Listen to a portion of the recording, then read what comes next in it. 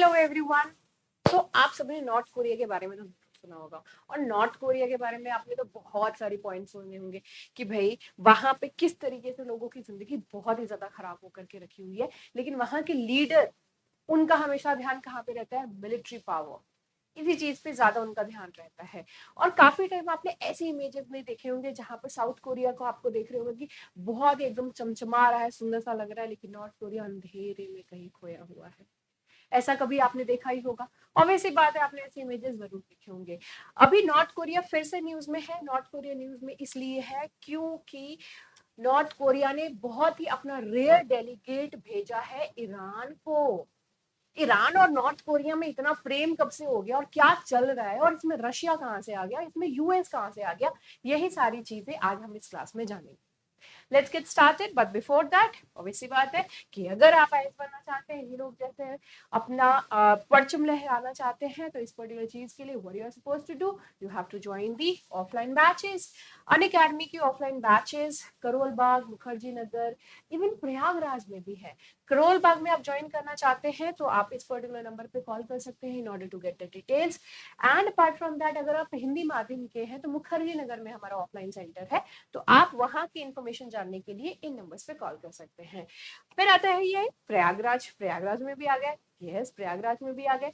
Civil lines Prayagraj, यहाँ पर भी आ चुका है अनअकैडमी का लर्निंग सेंटर। यहाँ से जुड़े हुए किसी भी तरीके की डिटेल्स अगर आपको चाहिए तो definitely you can call on these numbers, यहाँ पर आप कॉल कर सकते हो।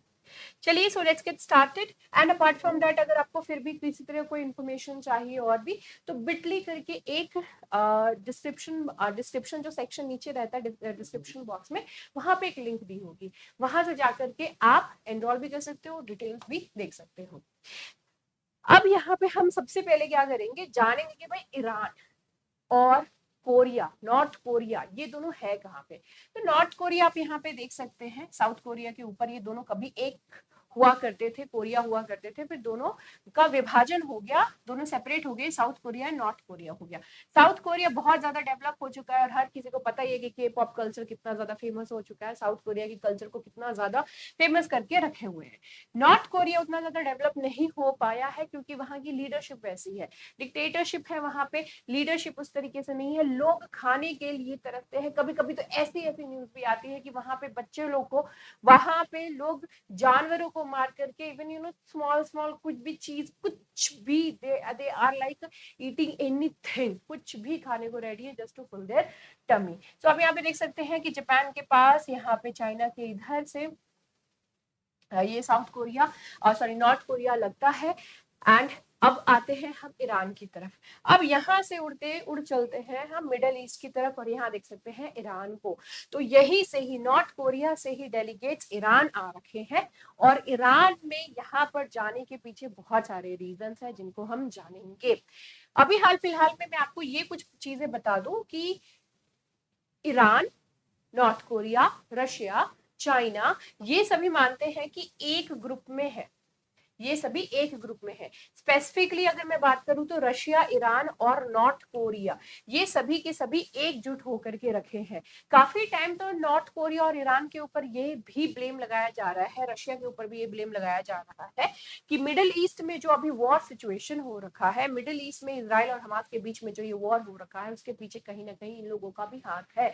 रशिया के ऊपर ये इल्जाम इसलिए लगाया जाता है ताकि यूक्रेन और रशिया का वॉर वो जो हो रहा है, वहां से इनकी नजर भटक करके दुनिया, पूरी दुनिया की जो एक अटेंशन है वहां से हट करके यहाँ पर आ जाए, कहां पर आ जाए, मिडिल ईस्ट की तरफ। इजराइल और हमास, गाजा, ये जो सिचुएशन है, पैलेस्टीन की जो सिचुएशन है, वो सारी सिचुएशन के ऊपर यहाँ पर आ जाए। So this is the reason why यहाँ पे रशिया का रोल भी बहुत, रशिया का रोल भी यहाँ पर देखा जाता है, चाइना का रोल भी यहाँ पर देखा जाता है। इस तरीके की सारी चीजें यहाँ पर देखी जा रही है। यहाँ पे ये भी कहा जाता है कि भाई रशिया और यूक्रेन के बीच में जो ये वॉर चल रहा है, ऊपर की तरफ है रशिया, रशिया और यूक्रेन के बीच में जो वॉर चल रहा है, वहां पर नॉर्थ कोरिया रशिया को हेल्प कर रहा है अपने वेपन्स के साथ।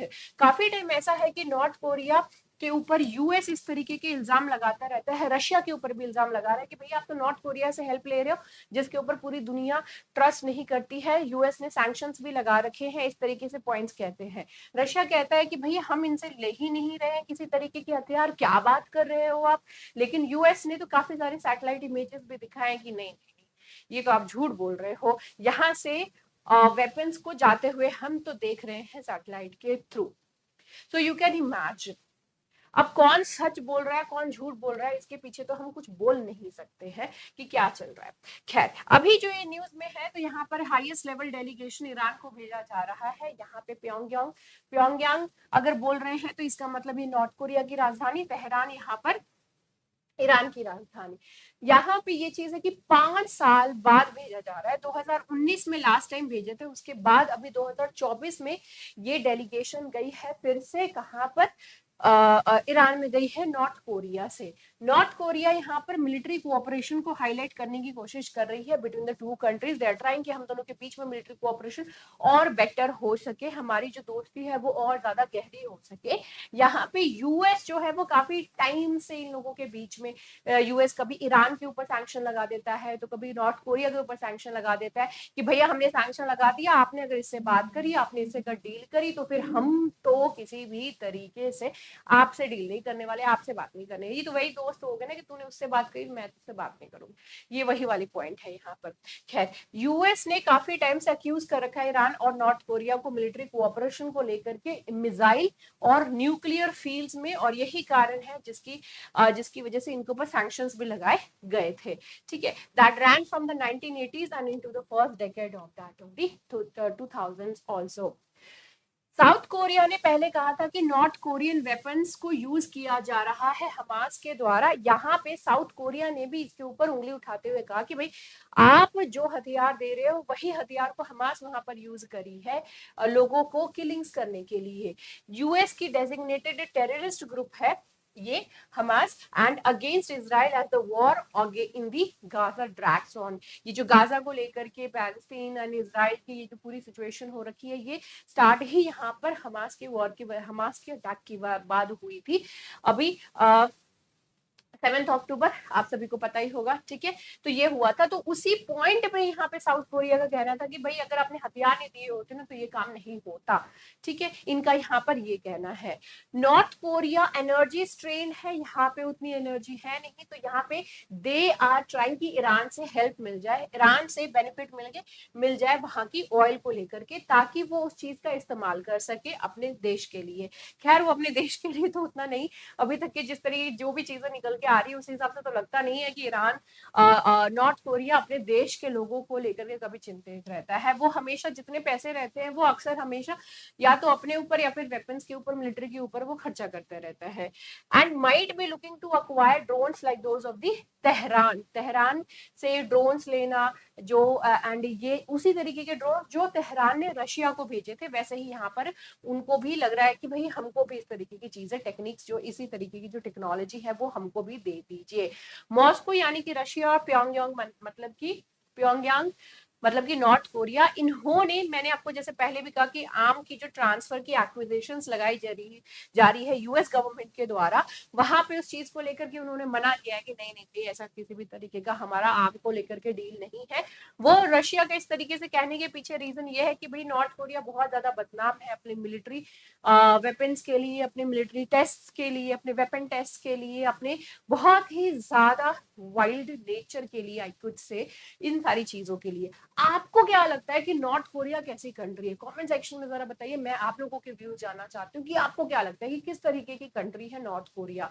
नॉर्थ कोरिया वैसे बहुत ज्यादा इंटरेस्टिंग प्लेस नहीं है अगर किसी सिटीजन से रिलेटेड बात करें। कुछ ऐसे यहाँ पे आप अगर मतलब कोई भी सिटीजन है वो किसी जेल में बंद है, ये इस तरीके से वहां पे सारी चीजें होती है। It's not more than a jail ही है वो एक तरीके से। वहां से जो लोग भाग करके बाहर आते हैं वो अपनी कहानियां बताते हैं तो सुन करके दिल एकदम कांप जाता है कि ये इतना ज्यादा खतरनाक सिचुएशन वहां का कैसे हो सकता है। But yes, that is the situation of north Korea. तो ये चल रहा है ईरान और कोरिया के बीच में, नॉर्थ कोरिया के बीच में। नॉर्थ कोरिया क्योंकि कोरिया बोलने का मतलब है दोनों के दोनों का यहाँ पे इन्वॉल्व होना, साउथ और नॉर्थ कोरिया दोनों का। तो ये जो रेयर डेलीगेशन ईरान को भेजा गया है, इसके पीछे की सबसे बड़ा जो रीजन बताया जा रहा है वो बताया जा रहा है मिलिट्री कोऑपरेशन का। अगर मिलिट्री कोऑपरेशन हुई that is not going to be a very good decision for the world, क्योंकि जियोपॉलिटिकली जिस तरीके से बहुत खतरनाक सिचुएशन हो रखा है एवरीवेयर, नो हमेशा सिचुएशन ऐसी लग रही है कि पता नहीं कब कहाँ पे वॉर शुरू हो जाए।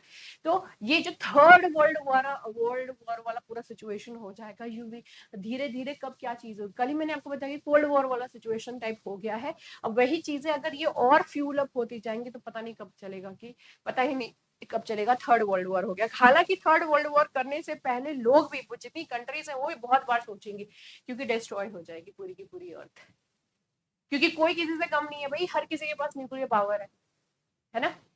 खैर, so with this thing I'm ending my session. I hope you people enjoyed today's session. Do not forget to like and share the video. See you in the next video. Bye bye, take care and have a great time.